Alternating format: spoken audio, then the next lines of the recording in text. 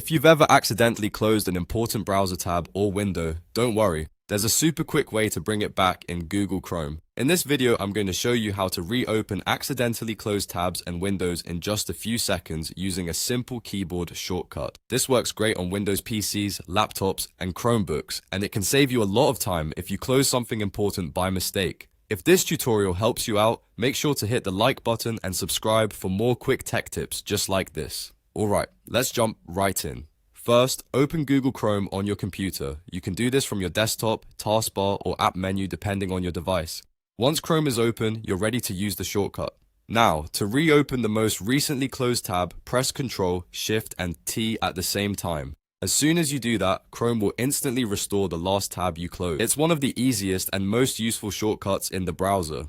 If you only closed one tab, that's all you need. But if you close several tabs in a row, you can keep pressing Ctrl, Shift, and T again and again. Each time you use the shortcut, Chrome will bring back the next previously closed tab in the order that they were closed. This means you can recover multiple tabs without having to search your history manually. And here's something important to remember. If you accidentally closed an entire Chrome window, this same shortcut can often bring that back too, along with the tabs that were open inside it.